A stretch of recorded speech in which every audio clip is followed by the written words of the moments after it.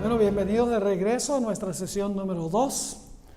Vamos a continuar el estudio que comenzamos anteriormente sobre los movimientos de Jesús a través de su casa. Algunos se preguntarán si el santuario es la casa de Jesús. En realidad sí es. ¿Ustedes recuerdan cuando Jesús entró al templo la última vez? Se relata en Mateo 21:42. Jesús echó a los mercaderes del templo y dijo: mi casa debe ser una casa de oración. Mi casa, dijo, el templo, debe ser una casa de oración. Ustedes la han convertido en una cueva de ladrones. Así que Jesús se refirió al santuario como su casa. Y entonces Él nos da el tour de su casa, desde el campamento, entonces hasta al altar del sacrificio, luego entonces al lavacro, y entonces ahora vamos a estudiar su movimiento al lugar santo. Pero tengamos una oración para comenzar. Padre Celestial, gracias te damos por habernos acompañado en nuestro primer estudio. Y ahora, al continuar estudiando en cuanto a la casa de Jesús, del Mesías, pedimos la dirección de tu Santo Espíritu. Contamos, Señor, con tu presencia, la reclamamos en el precioso nombre de Jesús. Amén. Bien, vamos a repasar lo que estudiamos en nuestra primera sesión.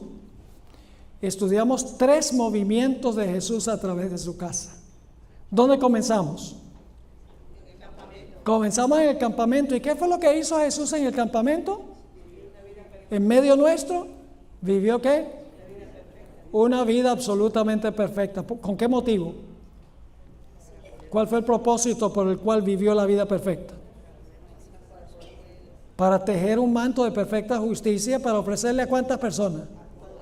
A todo ser humano. Luego Jesús se movió al altar del sacrificio. ¿Qué hizo ahí? ¿Qué hizo Jesús en el altar? Dio su vida.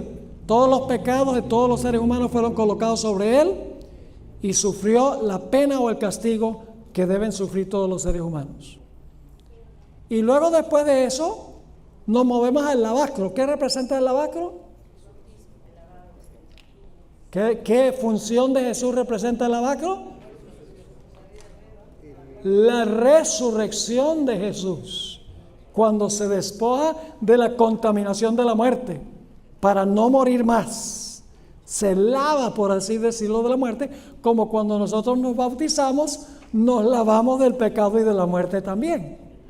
Es decir, pasamos por la experiencia de Jesús cuando nos bautizamos. Nos despojamos del viejo hombre, nos despojamos de la muerte, nos despojamos del pecado. Ahora necesitamos ir al siguiente paso de Jesús a través de su casa. Su labor en el lugar santo. ¿Ve? Nos movemos del campamento al altar del sacrificio, al lavacro. Y luego el siguiente lugar, después del lavacro, es el lugar santo, el primer apartamento del santuario.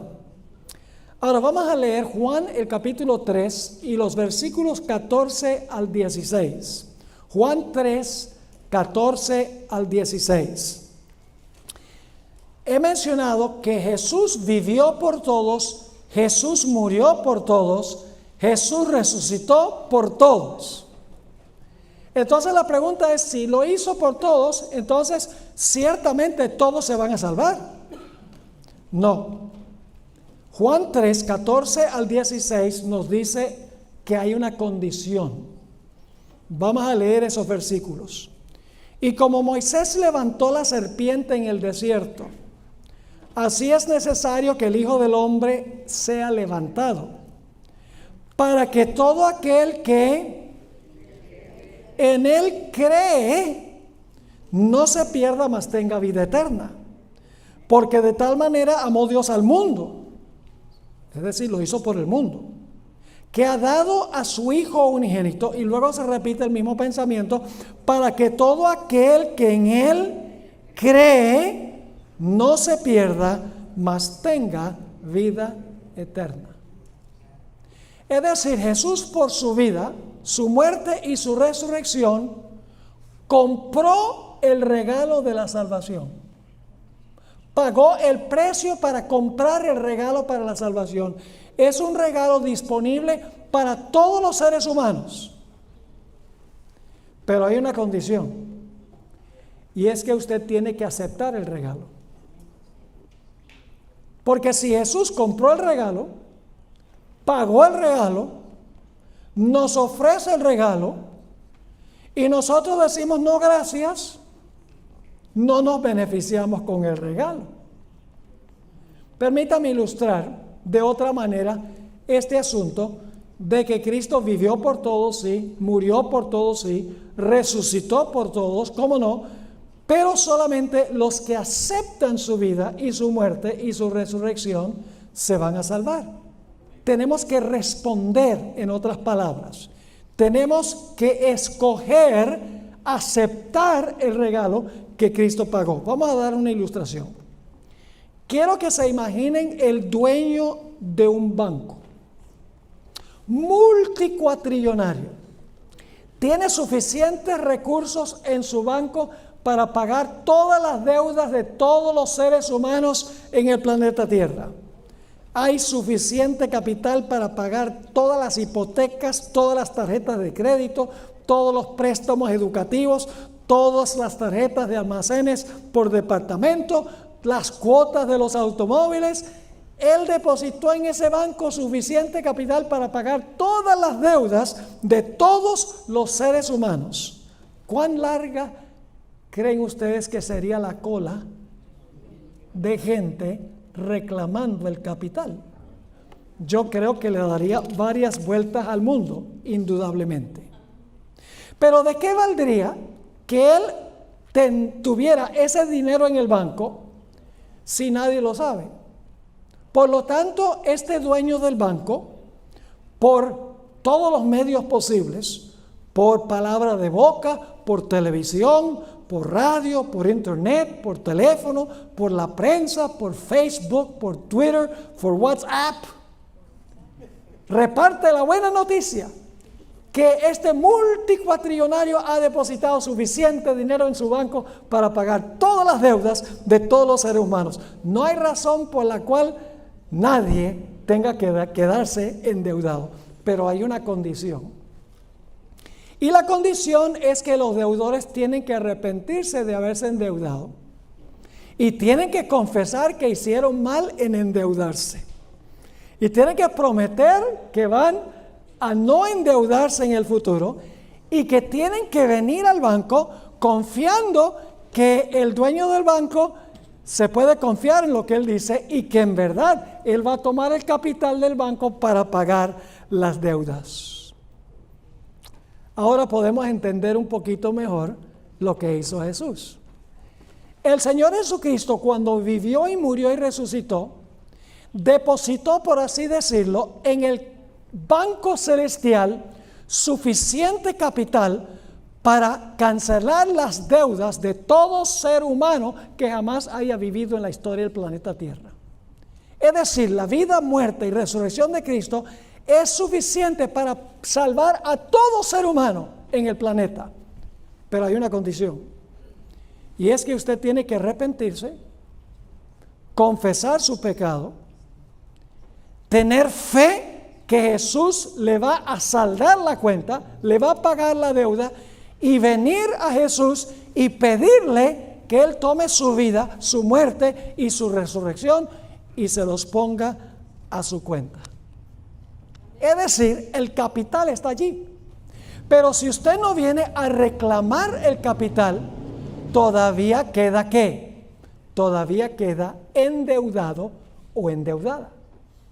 Es decir, cuando Jesús vivió, murió y resucitó, hizo un depósito de suficiente capital en el banco celestial para salvar a todo ser humano.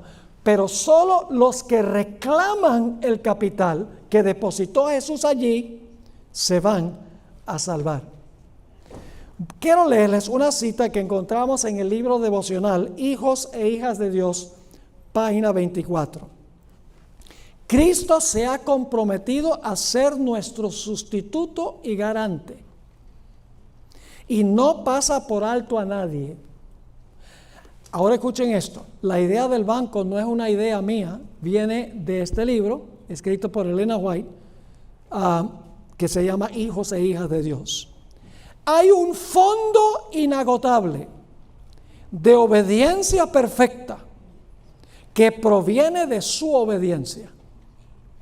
¿Qué es lo que hay en el banco? ¿Un fondo de qué? Un fondo inagotable. ¿Qué significa inagotable? Si es inagotable, ¿hay suficiente para todos? Sí.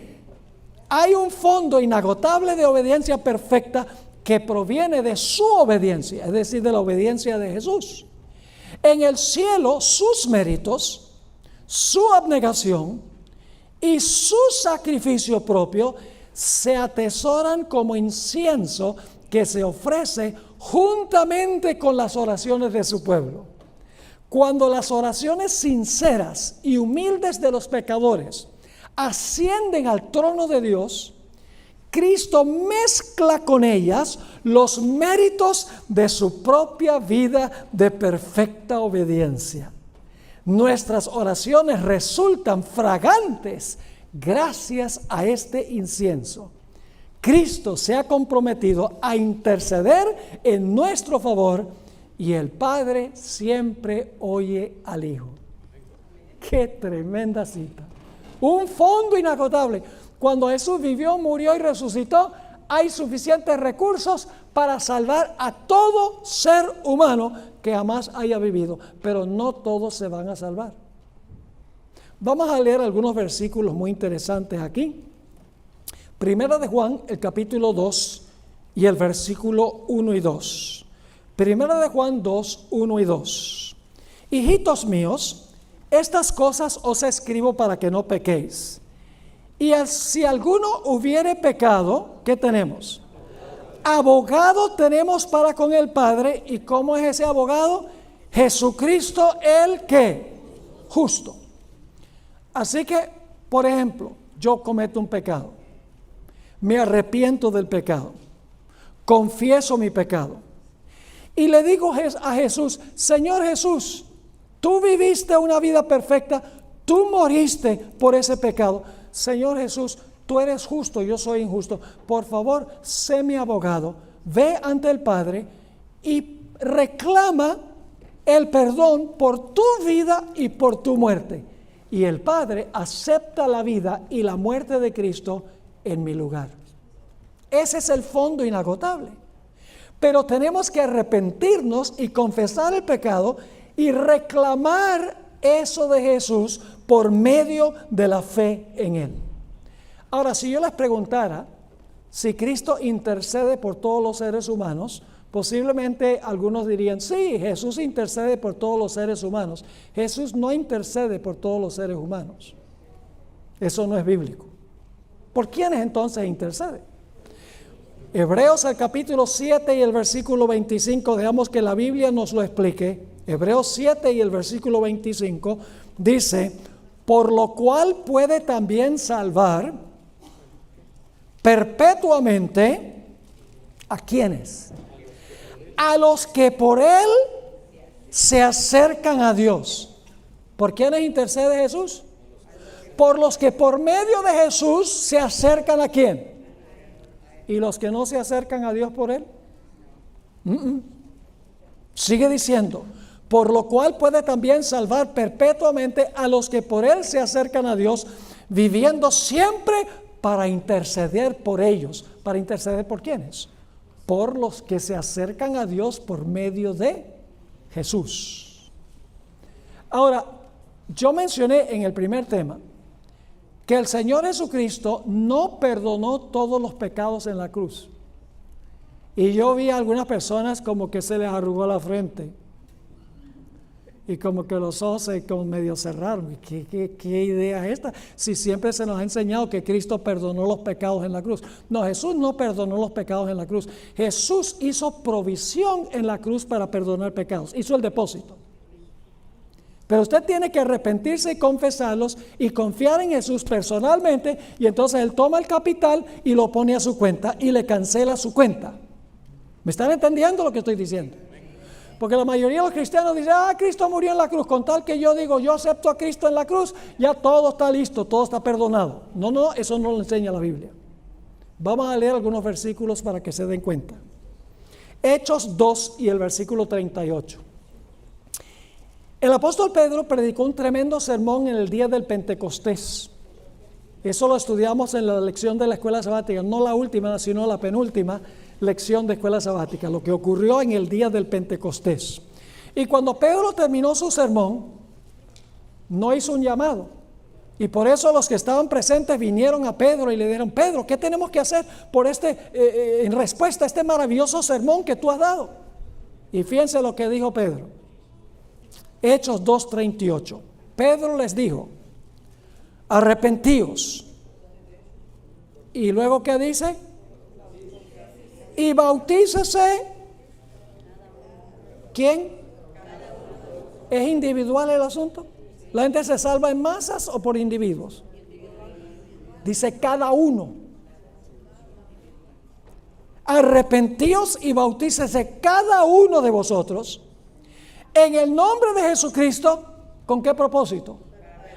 Para perdón de los pecados, y recibiréis el don del Espíritu Santo. ¿Cuándo es que una persona recibe perdón? ¿Cuando Cristo murió en la cruz? No, ¿cuándo? Cuando una persona se arrepiente y se bautiza, según este texto, entonces está reclamando el capital y Cristo toma el capital y se lo pone a la cuenta. Y Dios mira a la persona como si nunca hubiera pecado, porque el manto de la justicia de Cristo cubre al individuo y su deuda queda cancelada porque Cristo pagó en la cruz por los pecados de esa persona. Qué tremendo concepto. Vamos a Hechos 10:43, Hechos 10 y el versículo 43. Varios versículos vamos a leer que demuestran qué es lo que hace Jesús en el cielo ahora. ¿Saben lo que hace Jesús en el cielo ahora? Es muy sencillo. Él está allá como intercesor o abogado para los que vienen a reclamar el capital. Es decir, el dinero ya está en el banco, por así decirlo. Los méritos de Jesús están en el banco, un fondo inagotable. ¿Y ahora qué hace Jesús? Jesús recibe clientes. Cuando una persona peca y se predica un sermón de que recibe a Cristo como tu Salvador, bautízate enterrando tus pecados, entonces la persona dice, de verdad que yo soy pecador, yo merezco la muerte, yo tengo una vida que no cuadra con lo que dice la ley. Pero Señor Jesús, tú viviste una vida perfecta, tú moriste por mis pecados, resucitaste para interceder por mí en el santuario celestial. Señor Jesús, por favor, represéntame ante el Padre. Y entonces Jesús va ante el Padre y le dice, Padre, yo vengo aquí como abogado del pastor Bor. Y el Padre dice, bueno, ¿y el pastor Bor dónde está? No lo mires a él. A mí. Porque él me recibió a mí, me aceptó como su Salvador. Entonces mi vida ya cuenta en lugar de la vida de él. Y la muerte mía cuenta en lugar de la muerte de él. Y soy acepto, como dice el apóstol Pablo, en el amado. Qué tremendo concepto. Pero la salvación es individual. Cristo no salvó a todos en la cruz, hizo provisión, depositó el capital, compró el regalo, pero tenemos que aceptar el regalo, tenemos que reclamar el capital. Noten Hechos 10:43.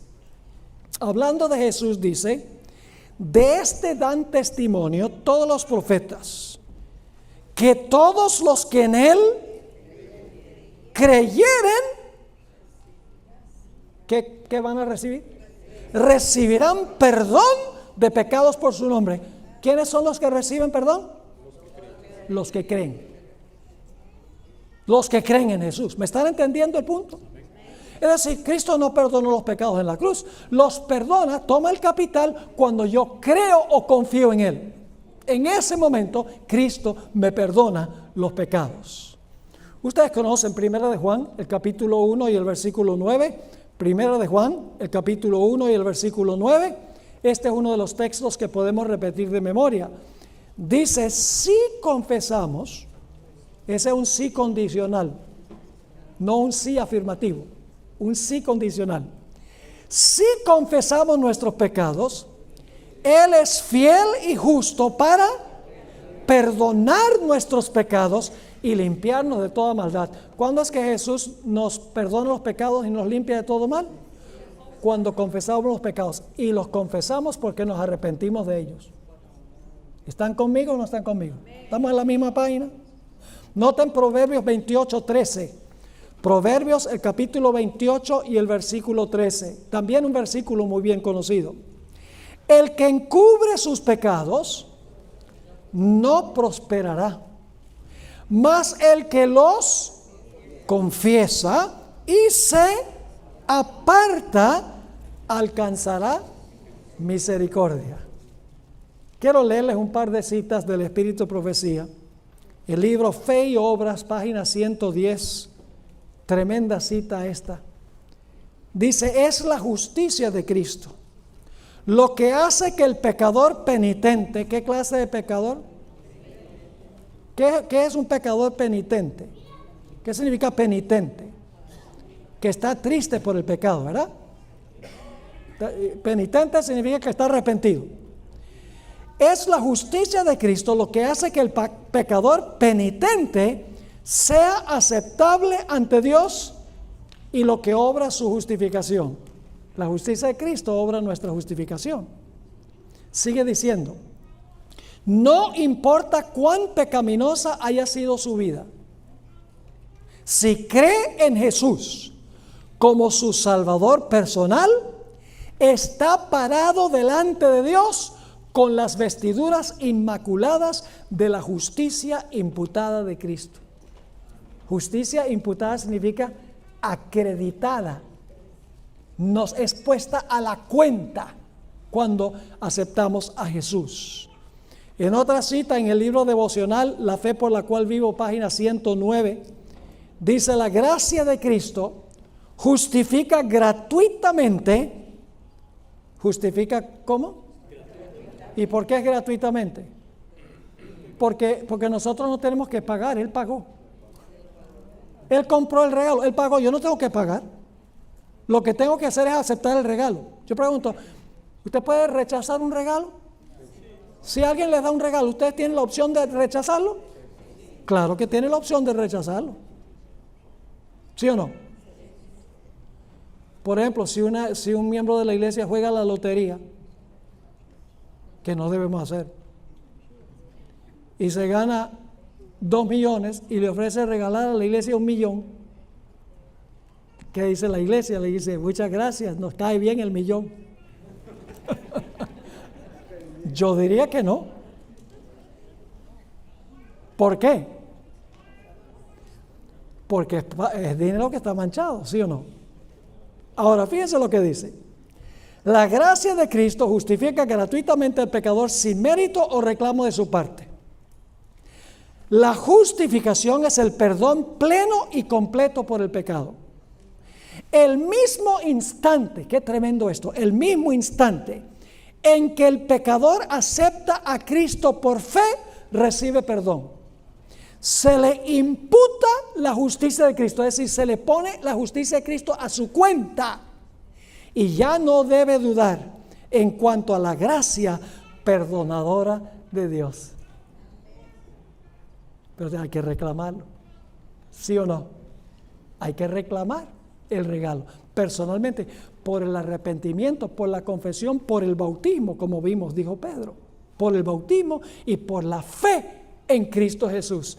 Adoptarlo como nuestro intercesor, nuestro mediador, nuestro abogado.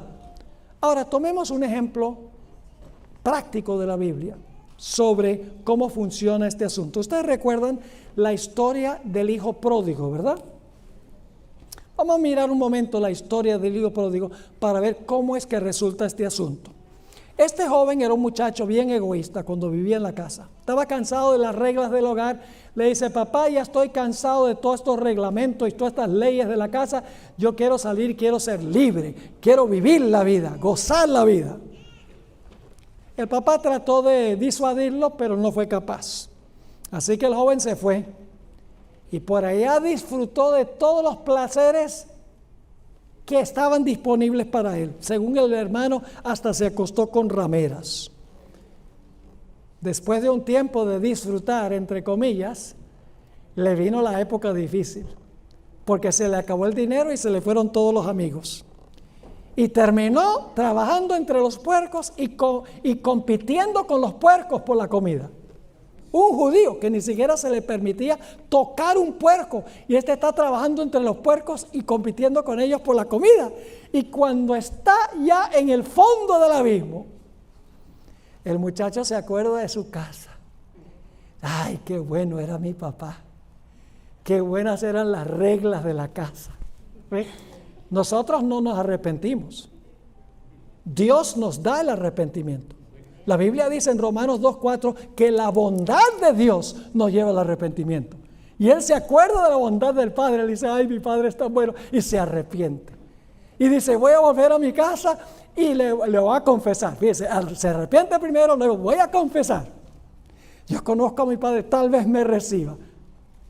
Y llega a la casa y dice, he pecado contra el cielo y contra ti, y no soy digno de ser llamado tu hijo. ¿Y qué hace el padre? El padre le dice, sí, ¿cómo así que si tú eres mi hijo? Tú volviste arrepentido, te he estado esperando, confesaste tu pecado, confiaste que yo soy bondadoso, y lo recibió y lo abrazó. Y entonces, ¿qué le hizo el padre? El padre le colocó el manto para cubrir su inmundicia.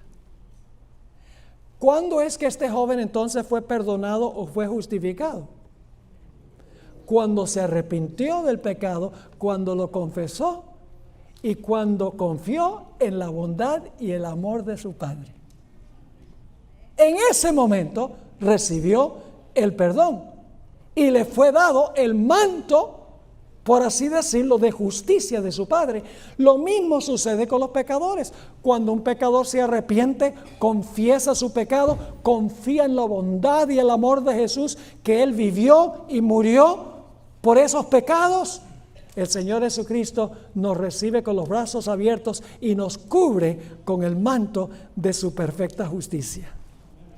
Qué gloriosa historia, esta historia del Hijo Pródigo. Quiero leerles una cita en el Conflicto de los Siglos, página 479. Si yo les preguntara, ¿qué es más importante? ¿La vida perfecta de Jesús, su muerte en la cruz, su resurrección o su intercesión? ¿Qué respuesta me darían? Pero la mayoría de los cristianos dicen, la cruz, nada más la cruz. No. Si Jesús vive su vida perfecta, si no vive una vida perfecta, su sacrificio no es acepto. Si Jesús muere, pero no resucita, no puede cumplir la siguiente función de aplicar los beneficios de su vida y su muerte a los pecadores. Es decir, cada paso de Jesús es igualmente indispensable para la salvación. Hay que mirar la salvación como un proceso. Hay que mirar el panorama global de la salvación para entender que Cristo es nuestro todo. Su vida es nuestra, su muerte es nuestra, su resurrección es nuestra, su intercesión es nuestra, si nos arrepentimos, confesamos el pecado y confiamos en la bondad y el amor de Jesús. Fíjense lo que dice el Conflicto de los Siglos, página 479. La intercesión de Cristo por el hombre es, en el santuario celestial, es tan esencial para el plan de la salvación como lo fue su muerte en la cruz. Su intercesión es ¿qué? Tan esencial como su muerte en la cruz. Ahora dice, con su muerte comenzó la obra que después de su resurrección fue a completar en el cielo. Ahora fíjense, la provisión de salvación estaba completa cuando Jesús dijo consumado es en la cruz. Porque había vivido una vida perfecta, tejido un manto perfecto y había muerto por todos los pecados. La provisión estaba completa, pero todavía faltaba hacer la aplicación de lo que Jesús ganó individualmente a través del arrepentimiento, la confesión y la confianza en Jesús. ¿Están entendiendo? Sigue diciendo la cita. con su muerte comenzó la obra que después de su resurrección fue a completar en el cielo. Por la fe debemos entrar dentro del velo, donde entró por nosotros como precursor Jesús. ¿Es indispensable la obra intercesora de Cristo que nos vaya a representar como abogado? Sí. ¿Tiene que estar vivo para eso? ¿Tiene que haber resucitado? Sí. ¿El Padre lo hubiera resucitado si no hubiera ofrecido un sacrificio perfecto? No. ¿Su sacrificio hubiera sido aceptado si el Señor Jesucristo no vivió una vida perfecta? No. Es una cadena, mis hermanos y hermanas, la salvación. Un proceso de varios pasos. Estamos tomando el tour de la casa del Mesías para ver cómo salva el Señor Jesucristo a los seres humanos. Ahora tenemos que ir al quinto paso de Jesús a través de su casa. Tenemos que hablar del lugar santísimo del santuario. Ahora, necesito explicarles que cuando en el servicio del Antiguo Testamento la gente se arrepentía del pecado y confesaba sus pecados, el sacerdote colocaba sus manos sobre la cabeza de la víctima, confesaba los pecados del pecador penitente sobre la cabeza del animal, porque ahí está en realidad el cerebro, la conciencia. Ahí fue que sufrió Jesús en su mente, agonía mental. Casi no podía sentir el dolor físico por la agonía mental. Es decir, el sacerdote y a veces el pecador colocaba sus manos sobre la cabeza de la víctima y transfería su pecado a la víctima. Y luego el sacerdote mataba a la víctima. A veces también era el pecador que mataba a la víctima. Y entonces el sacerdote tomaba la sangre de la víctima que tenía el registro del pecado y llevaba la sangre allí al velo entre el lugar santo y el lugar santísimo y depositaba el pecado en el santuario. Ahora, no tienen que sentir temor. Ay, entonces los pecados están allá. Miren, nuestra mayor seguridad de salvación es que nuestros pecados entren al santuario por la sangre de Cristo.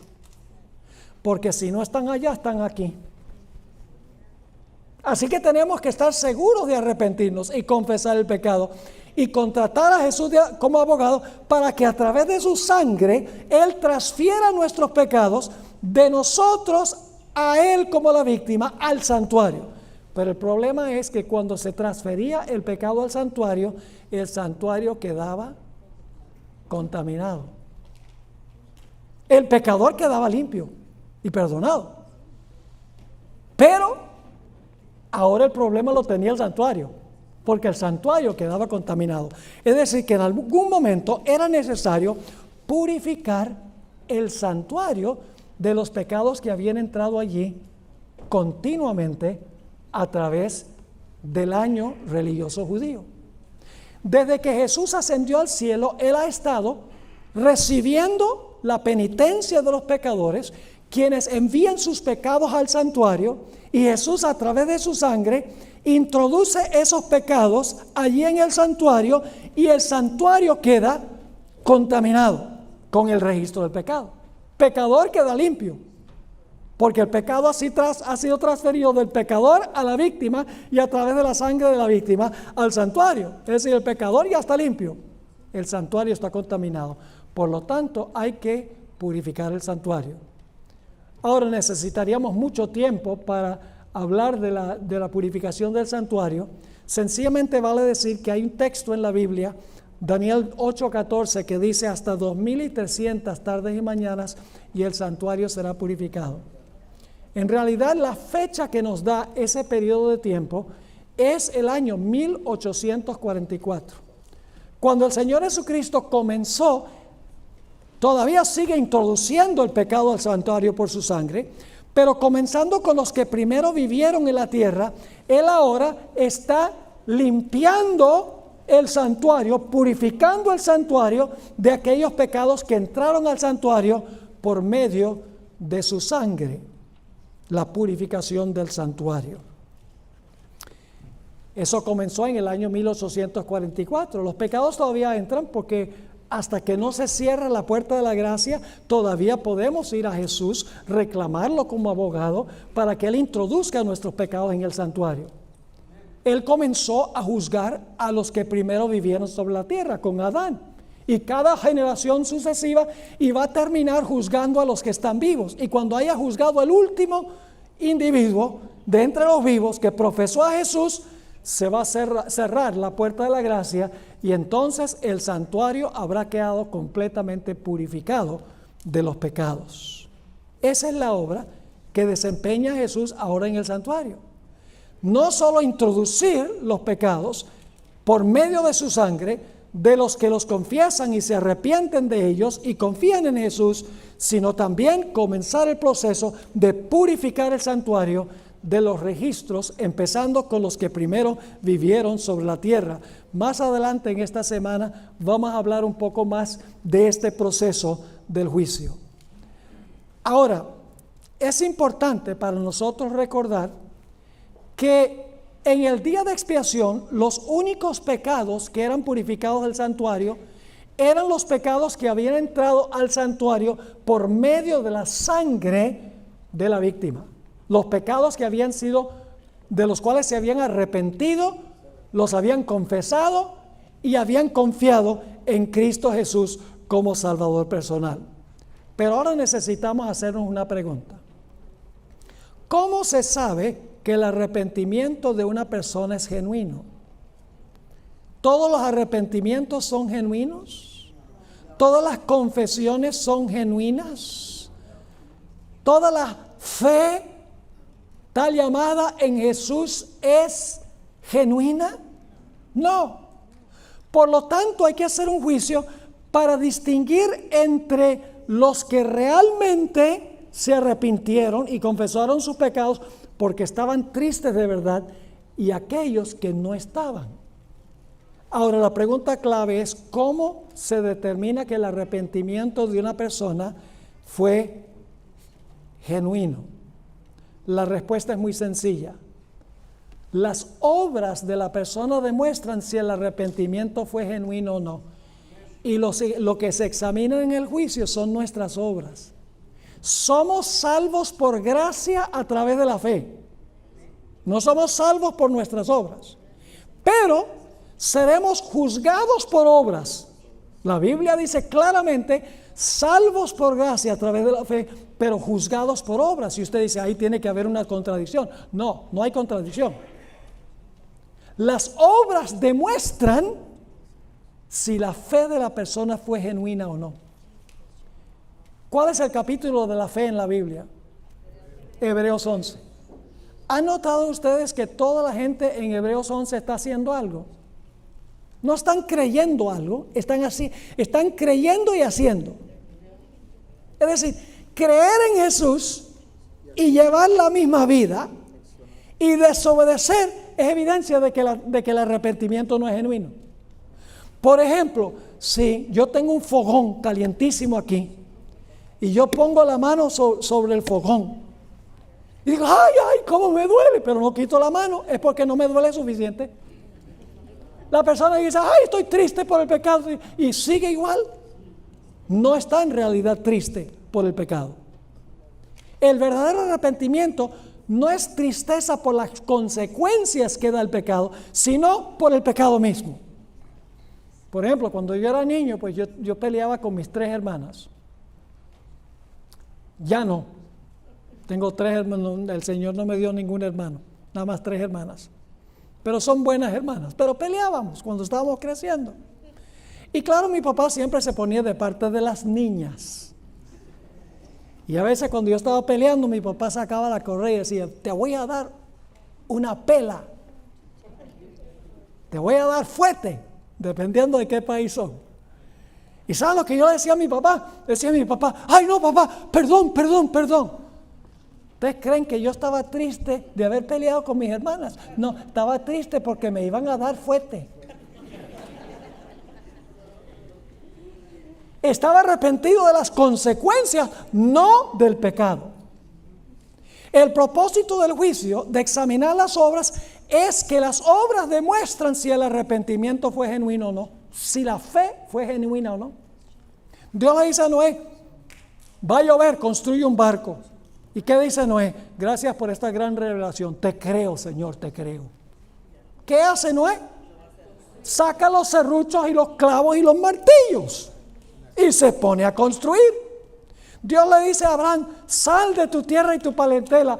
Y Abraham dice, Señor, gracias por esta gran revelación. Aquí me quedo en Ur de los Caldeos. No, sale. Cuando Dios le dice a Moisés, mira Moisés, sal de Egipto con este pueblo rebelde. ¿Qué hace Moisés?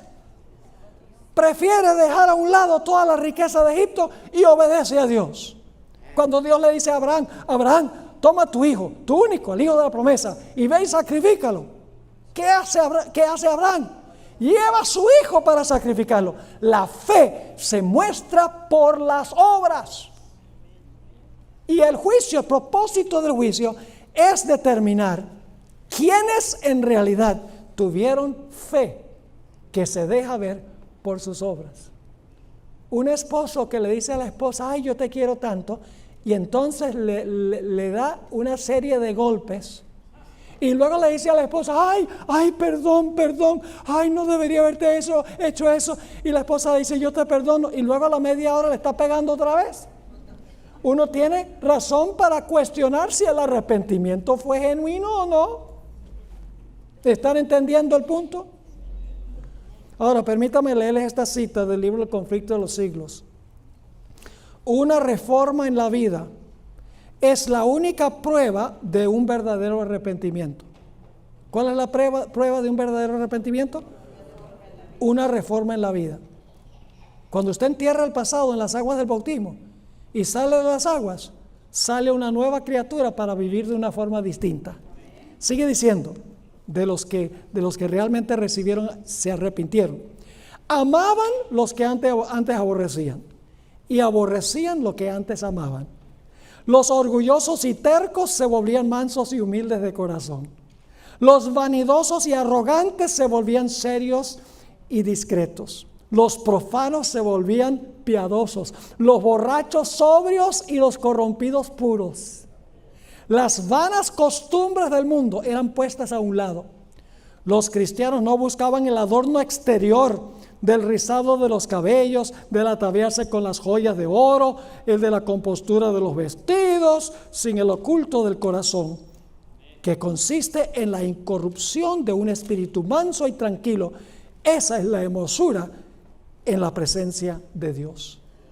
Había un cambio en la vida cuando había verdadero arrepentimiento, una confesión genuina y una fe en Cristo Jesús. Ahora, ¿saben ustedes quiénes son los únicos casos que son examinados en este juicio a partir de 1844? Los únicos que son examinados son los que alguna vez profesaron a Jesús. Los que nunca profesaron a Jesús, los impíos, esos no entran en perspectiva antes de la segunda venida. De esto vamos a hablar un poquito más adelante esta semana. Ahora, ¿por qué razón se examinan los casos de los que profesaron el nombre de Jesús para determinar si su arrepentimiento y su confesión y su fe fueron genuinos o no? La razón es muy sencilla. Cuando Cristo venga, Él va a llevarse a su pueblo al cielo, pero antes de poderse llevar su pueblo al cielo, Él tiene que demostrar en el juicio quién es miembro de su pueblo. ¿Me están entendiendo lo que estoy diciendo? Y para eso hay que hacer un juicio. Y algunos dicen, pero pastor, ¿para qué Dios necesita un juicio? Todavía estamos hablando del quinto paso, el lugar santísimo. ¿Para qué necesita Dios un juicio? ¿Acaso Dios no sabe todas las cosas? ¿Dios no conoce todo? ¿Dios sabe quién se va a salvar y quién se va a perder? ¿Dios sabe quién se arrepintió de verdad y quién no? Claro que Dios lo sabe. Entonces, ¿para qué un juicio? El propósito del juicio no es para Dios. El propósito del juicio es para el universo. Porque hay personas que parecen ser muy buenas, pero por dentro tienen un problema muy serio. Por eso Dios va a traer a la luz toda la vida de la persona, para demostrar si la persona fue genuina o no. Va a separar a los creyentes falsos de los creyentes genuinos. Y ustedes dicen, ¿cómo es eso? Yo pregunto, ¿en la iglesia hay trigo y cizaña? ¿La cizaña profesa a Jesús? La cizaña profesa a Jesús, pero hay que hacer una separación. Yo pregunto, ¿en la iglesia hay vírgenes sabias y vírgenes fatuas? Entonces hay que hacer una separación. En la iglesia hay peces buenos y peces malos. Y usted dice, ¿cómo que eso de peces? Jesús dijo, seguid en pos de mí, yo os haré pescadores de hombres. Y pescaban con redes. Yo pregunto, cuando tiraban la red y sacaban la red, ¿no tenían sino puros pececitos buenos? No, tenía un montón de peces que no se podían comer. ¿Y qué hacían? Cuando llegaban a la playa, separaban a los peces buenos de los peces malos. El acto de tirar la red es la predicación del Evangelio. Y cuando se predica el Evangelio, la red del Evangelio reúne toda clase de personas, peces buenos y peces malos. El propósito del juicio es demostrarle al universo cuáles son los peces buenos y los peces malos, las vírgenes sabias y las vírgenes fatuas, el trigo y la cizaña. Yo pregunto, hay personas inclusive que dicen Señor, Señor, echan demonios y hacen milagros y dan profecías que Jesús no va a reconocer como suyos. Jesús dijo, no todo el que me dice Señor, Señor, entrará al reino de los cielos, mas el que hiciere la voluntad de mi Padre. Muchos me dirán en aquel día, Señor, Señor, no profetizamos en tu nombre. Señor, Señor, no echamos demonios en tu nombre. Señor, Señor, no hicimos muchos milagros en tu nombre. ¿Y qué va a decir el Señor Jesucristo? Nunca os conocí, apartados de mí, obradores de maldad. Yo pregunto, ¿en la iglesia hay lobos disfrazados de ovejas? El Señor Jesucristo lo dijo. En la iglesia hay personas que tienen apariencia de piedad, pero no tienen piedad. Inclusive hay ministros que se disfrazan como ministros de justicia. No lo digo yo, lo dice el apóstol Pablo en 2 Corintios el capítulo 11.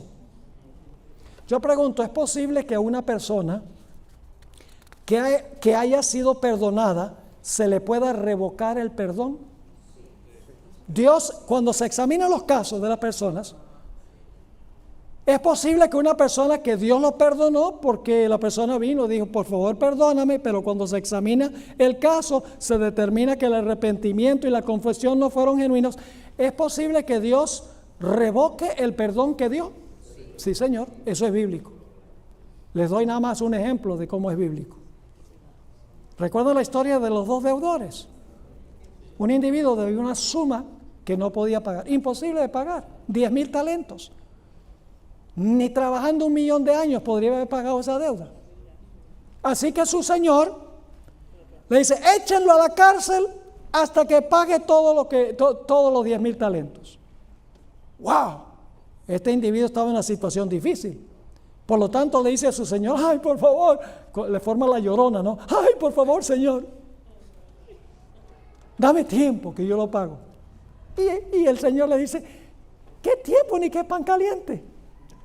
Si tú no tienes donde caerte muerto, ¿cómo vas a pagar esa deuda? Y sigue rogando y dice, ay, por favor, por favor. Oh, y entonces el Señor, movido a misericordia, porque clamó a él, dijo, voy a hacer algo mejor, te puedes ir, la deuda queda perdonada. Esa deuda que no podías pagar, perdonada. ¡Wow! Este individuo dice, esto es tremendo. Él no estaba arrepentido de haberle administrado mal los fondos al Señor. Estaba triste de que iba a parar en la cárcel y le iban a confiscar todo. Estaba triste de las consecuencias y no del pecado. Y eso se deja ver por sus obras, ¿ve? Clamó por perdón, el Señor lo perdonó por gracia, pero ahora él sale y se encuentra a una pobre víctima que le debía 100 denarios, el equivalente de 100 días de trabajo, pero una deuda que se podía pagar aunque fuera en cuotas. Y entonces le dice a este individuo, págame lo que me debes. Y este individuo hace lo mismo, le dice, ay, por favor, dame tiempo que yo te lo pago. Y dice, ¿qué tiempo? Y lo agarra por el cuello y lo está ahorcando. Resulta que los siervos del Señor, que representan a los ángeles que registran nuestras acciones para ver si nuestro arrepentimiento fue genuino o no, fueron y le contaron al Señor, que representa a Dios, y le dijeron, ¿sabes lo que hizo ese individuo que le perdonase esa deuda tan grandota? Se consiguió uno que le debía una miseria y lo estaba ahorcando para que le pagara. Sus obras demostraron que no apreciaba el perdón de su Señor, que se había arrepentido de las consecuencias y no del pecado mismo. Y dice la Biblia que su Señor le revocó el perdón hasta que pagara todo lo que debía. Así que en el juicio, Dios dejará ver quién es quién.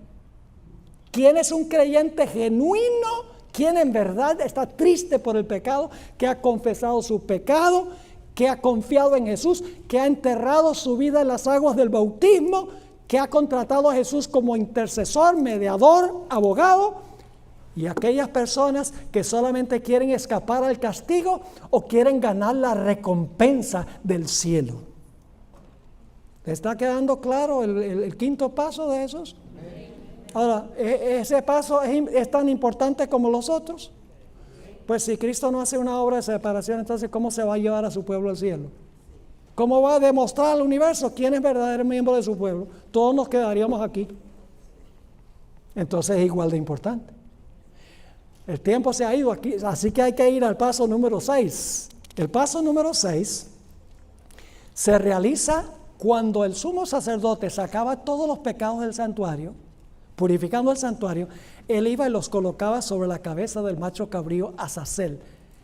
Azazel es un símbolo de Satanás. ¿Quién fue el que originó el pecado? Satanás. ¿Quién perpetúa el pecado? Satanás es el originador y el perpetuador. Es el culpable, en otras palabras, del pecado. Y por esa razón todos los pecados de los penitentes, de los que realmente reclamaron a Cristo como Salvador personal, cuyos pecados fueron perdonados por la sangre de Cristo, ahora Cristo tomará todos esos pecados en el santuario y los colocará sobre el originador y el instigador del pecado. Escuchen, el macho cabrío no perdonaba el pecado, porque los pecados ya habían sido perdonados cuando entraron al santuario por la sangre. El macho cabrío sencillamente sufría el castigo final como el originador y el perpetuador del pecado. ¿Me están entendiendo lo que estoy diciendo? Y entonces el santuario quedaba limpio, y para hacer una larga historia corta, el macho cabrío Azazel era enviado al desierto donde no había habitantes. Eso representa el milenio. Durante el milenio este mundo estará desordenado y vacío. No habrá habitantes. Y Apocalipsis 20 dice que Satanás será atado a este planeta por 1000 años. Y la buena nueva es que después de los 1000 años, después que los pecados de los penitentes han sido colocados sobre él, los pecados que fueron perdonados por la sangre de el macho cabrío de Dios que representa a Cristo Jesús, esos pecados son colocados finalmente sobre Satanás. Y la buena nueva es que después del milenio desciende la santa ciudad Nueva Jerusalén, y para hacer una larga historia corta, la Biblia dice que fuego descenderá del cielo y consumirá a todos los pecadores, consumirá a Satanás y sus ángeles, y Dios tendrá un universo limpio. Ese es el paso número 6. Ese paso es igualmente importante que todos los demás. Lógico que sí, porque si Jesús no desempeña ese paso, entonces tenemos al diablo siempre aquí. Pero eso indica que el diablo finalmente será destruido y será desterrado. Y Dios tendrá no solo un santuario limpio, Dios tendrá un universo limpio. Y luego viene el paso número 7. Jesús regresará otra vez al campamento. Sí, la Nueva Jerusalén va a descender del cielo con los redimidos y con Jesús. Y entonces Jesús va a habitar con nosotros aquí en nuestro campamento por la eternidad, pero sin pecado. Vamos a leer eso como se encuentra en Apocalipsis 21 y el versículo 2 al 4. Apocalipsis 21, 2 al 4. ¿Recuerdan que leímos de Juan 1:14? El verbo llegó a ser carne y ¿qué? Y habitó entre nosotros. Pero cuando vino la primera vez, vino a habitar con nosotros, ¿con qué fin? Para ser tentado y vencer la tentación, y tejer un manto de perfecta justicia, hostigado por Satanás todo el tiempo. Pero ya cuando Cristo venga a habitar con nosotros al final, el pecado habrá sido eliminado del universo. Y fíjense lo que va a suceder. Apocalipsis 21 y el versículo 2 al 4. Y yo, Juan, vi la santa ciudad, la nueva Jerusalén, descender del cielo de Dios, dispuesta como una esposa ataviada para su marido. Y oí una gran voz del cielo que decía: he aquí el tabernáculo de Dios con los hombres. ¿Quién es el tabernáculo de Dios? ¿Saben que en Juan 1:14, donde dice el verbo habitó entre nosotros, esa palabra habitó allí es un verbo? Es la palabra skenoo en griego. La palabra que se usa aquí, tabernáculo de Dios, es la palabra skene, el sustantivo. Es decir, Jesús, cuando vino la primera vez, tabernaculó con nosotros. Yo sé que esa es una palabra inventada, pero para que puedan entender, habitó entre nosotros. Y luego dice aquí que después que desaparezca el pecado, dice: he aquí el tabernáculo de Dios con los hombres, es decir, Jesús. Y Él morará con ellos, y ellos serán su pueblo. Y Dios mismo estará con ellos como su Dios. ¿A dónde? Aquí en la tierra. Y luego dice: enjugará Dios toda lágrima de los ojos de ellos. Y ya no habrá muerte. Gloria a Dios por eso. El pastor me dijo que hoy fue un sepelio. Hay varias personas en la iglesia que yo pastoreé que han sufrido la muerte recientemente. Dios está permitiendo que muchos de sus hijos vayan al descanso, pero mueren con esperanza, porque Cristo viene pronto. Así que dice: enjugará Dios toda lágrima de los ojos de ellos. Y ya no habrá muerte, ni habrá más llanto, ni clamor, ni dolor. Gloria a Dios, porque ya no va a haber dolor. ¿Y por qué es eso? Porque las primeras cosas pasaron. Y en Ezequiel, el capítulo 48 y el versículo 35, nos dice que el nombre de la ciudad, Nueva Jerusalén, se va a cambiar. ¿Cómo que se va a cambiar? ¿No es Nueva Jerusalén? Sí, todavía es Nueva Jerusalén.